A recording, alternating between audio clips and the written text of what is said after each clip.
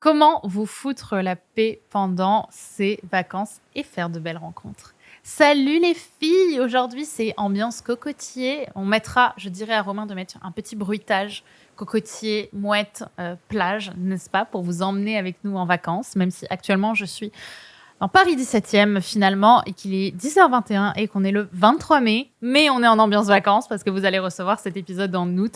Et je suis heureuse de vous faire cet épisode où on va parler de manière beaucoup plus chill.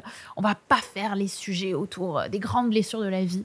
L'idée de ce podcast, c'est de vous foutre la paix pendant vos vacances. Ok? Et comment faire pour faire de belles rencontres pendant ces vacances.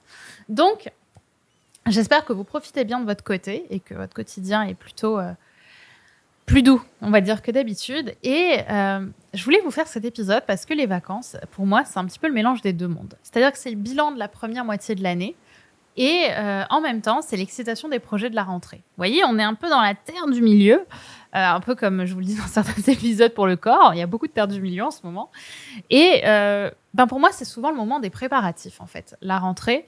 C'est-à-dire qu'on fantasme sur cette rentrée, sur ces projets, sur ces lancements qu'on va faire, sur ces pratiques sportives, ces bonnes résolutions. Bam, bam, bam, ça y est, on y va, on est à fond. Et en fait, c'est là que j'aimerais qu'on calme le jeu, les filles.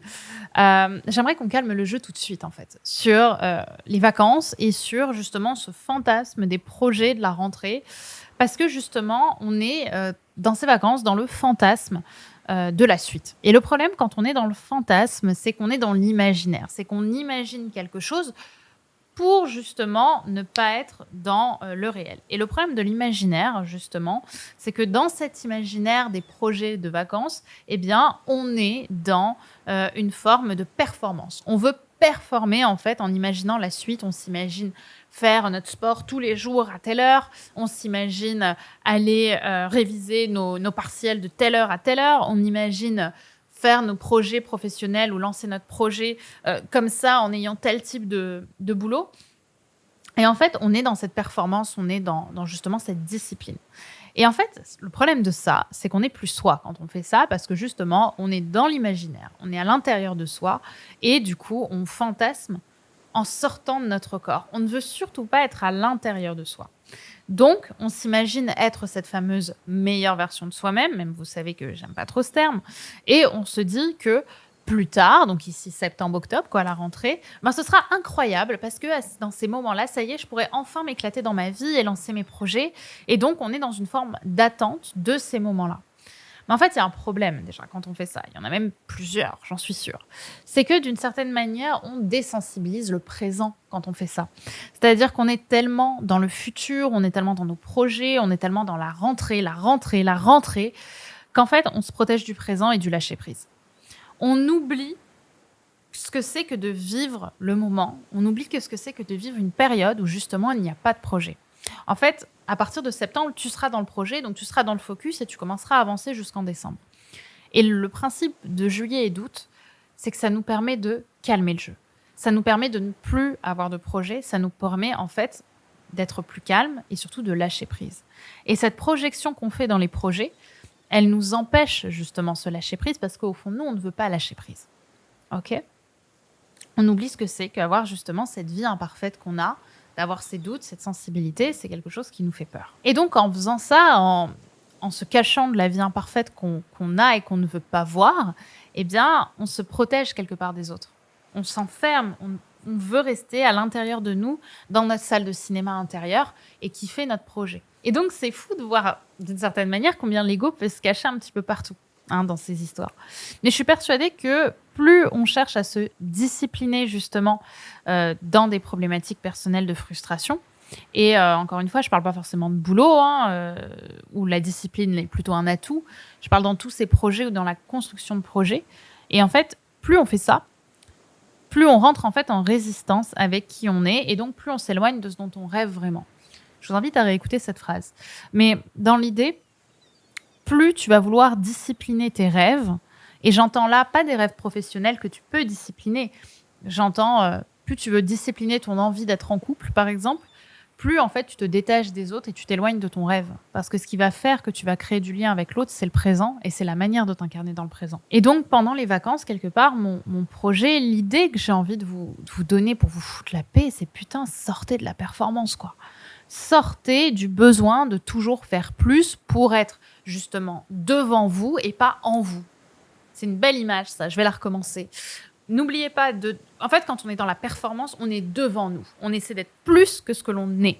Et c'est potentiellement une bonne chose dans le travail ou dans la construction de projets à but professionnel qui sont dans la performance. Mais quand on est dans le couple, quand on est dans le lien, on ne peut pas vouloir être devant soi. On ne peut être qu'en soi pour être aimé profondément. Donc, sortez justement de cette bulle de performance, sortez du besoin de faire toujours plus et putain, pétez un coup quoi. C'est vraiment le terme que j'ai envie de vous dire.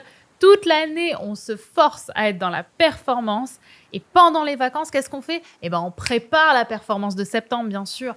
Non, on calme le jeu. Et attention, hein, me dites pas, gna gna Brenda, je vais prendre une semaine. C'est faux. En une semaine, votre mental, il n'a pas la possibilité de décrocher. Il faut au minimum 2 semaines pleines pour décrocher. Donc, entre le moment où vous commencez vos vacances et vos 2 semaines, vous n'avez pas décroché. Moi, ce que j'ai envie de faire, si vous en avez la possibilité, et je dis bien si vous en avez la possibilité, c'est de prendre 3 semaines. Ou au moins, en fait, de changer de cadre pendant 3 semaines. Déjà, ça aide à sortir justement de ça. Si vous en avez évidemment la possibilité, j'ai bien conscience que ce n'est pas tous les jours possible. Donc, pourquoi est-ce que je vous demande de faire ça ? Parce que justement, plus vous allez être dans la performance, plus vous allez vous détacher de l'être. Donc, moins vous allez être dans la performance, plus vous allez être dans l'être. Plus vous allez pouvoir vous incarner. Et donc, ce qui se passe, c'est qu'en fait, on n'arrive plus à ressentir en dehors de ce que l'on fait. On croit qu'on est aimé pour ce que l'on fait et pas pour qui l'on est, alors que c'est l'inverse. On fait pour être aimé, alors que dans le fond, ce qu'on fait nous permet d'être admiré, nous permet de créer de la fierté chez nos proches, mais ne nous permet pas d'être aimé sincèrement et profondément, authentiquement. Donc, c'est un mécanisme de défense. Alors qu'en réalité, dans le fond, les filles, vous le savez, vous n'êtes pas aimé pour ce que vous faites, même si vous luttez pour ça. Vous serez toujours aimé par vos proches qui vous aiment pour qui vous êtes. Et qui vous êtes va bien au-delà de la performance. Qui vous êtes, c'est maintenant dans le présent. C'est la manière dont vous vous présentez timidement au monde à travers vous et à travers cette verticalité que vous avez. Et en fait, c'est pour ça que la plupart des gens n'arrivent pas à faire des rencontres. Et c'est là où on arrive à la partie sur les belles rencontres. Parce qu'ils sont désincarnés, en fait. Pourquoi est-ce que ce fameux petit con qui, à 20 ans, fait le kéké et il nous dit « moi, je peux draguer n'importe qui, n'importe quand, gna gna gna, je suis un ouf ». Pourquoi est-ce que ce petit gars-là, il arrive à faire des rencontres et pas vous ? Parce que lui, en fait, il est profondément lui-même. Il en a rien à foutre d'être un peu prétentieux et de faire le gars devant tout le monde. Il s'en fiche, il se rend pas compte, en fait. Pourquoi est-ce qu'il arrive à faire des rencontres ? Parce que quand il arrive et qu'il fait le petit con, eh bien, il fait le petit con et il est accepté comme ça parce qu'en fait, on sent qu'il y a quelque chose de naturel. En fait, il est sensibilisé, ce mec. Et vous, c'est ça que j'ai envie que vous créiez en vous. C'est de retrouver de la sensibilité, que vous vous resensibilisiez dans le monde. Et c'est comme ça que vous allez faire des rencontres à travers le monde, que vous allez kiffer votre été en sortant de la performance. Et donc, comment est-ce qu'on sort justement de la performance ? Eh bien, on sort de la performance en réalisant qu'on est aimé pour qui on est et pas pour ce que l'on fait. Donc, on sort du regard des autres. On sort du besoin de faire pour montrer. Et on accepte de s'incarner. On arrête justement d'avoir cette profonde peur de ne pas être aimé. Parce qu'à partir du moment où tu t'incarnes, tu es aimé. Et si les gens te repoussent ou te résistent, c'est qu'ils t'aiment. Parce que l'opposé de l'amour, je le répète, c'est pas la haine, c'est l'indifférence.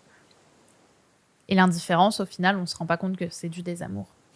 Donc, ce qui est important, au final, pour vous, et c'est ce que je voulais vous partager dans cet épisode, c'est d'accepter d'être imparfait, de vous présenter imparfaitement au monde et accepter de créer des opportunités, justement, dans votre vie en abordant les gens, en osant justement sortir de cette image où vous devez absolument être aimé pour ce que vous faites, et donc de prendre le risque de ne pas être aimé aussi pour ce que vous faites, et d'aller en fait être aimé pour ce que vous êtes. Parce qu'à partir du moment où vous acceptez l'idée que vous êtes aimé pour qui vous êtes, vous acceptez que l'amour que les autres vont vous donner n'est pas conditionnel. Et donc que forcément, peu importe la manière dont l'autre va répondre, il y aura forcément une forme d'amour, parce que tu vas projeter de l'amour, parce que tu ne seras pas dans les faits, tu ne seras pas désincarné, tu seras en toi. Et en étant en toi, tu vas créer de l'amour. Tu vas tisser de l'amour. Et donc, les autres te rendront cet amour forcément. Et même si ce n'est pas le cas, tu te sentiras tellement toi que tu prendras leur réaction comme ce que c'est dans le fond, c'est-à-dire de l'amour. Parce que les réactions, comme je l'ai dit, négatives, sont de l'amour. Donc, gardez ça en tête. Sortez justement de ce fantasme de la suite et remettez-vous dans le réel. Replongez-vous dans le réel, réincarnez-vous dans le réel, parce que c'est que le réel qui peut vous incarner tel que vous êtes. Voilà ce que je voulais vous partager dans ce petit épisode un peu plus court que d'habitude pour vous foutre la paix pendant ces vacances et dans lequel vous allez pouvoir faire de belles rencontres. Un peu différentes d'habitude, mais je l'ai trouvé assez fun. On va remettre une petite ambiance palmier, plage et mouette pour vous profiter de ce podcast. Et écoutez, je vous souhaite un très beau mois d'août, les filles. Prenez soin de vous. N'oubliez pas de partager ce podcast à quelqu'un qui peut l'entendre et où vous pensez justement que ça peut vous aider, notamment à aborder pendant l'été. Donc, n'hésitez pas à le faire, surtout si vous partez avec des amis. Vous avez sûrement un petit groupe WhatsApp. Mettez-le, n'est-ce pas? Ou à votre ami pour partager, parce que je pense que ce sont des problématiques qui vont pouvoir vous aiguiller à passer un plus bel été et peut-être à faire la belle rencontre que je vous souhaite.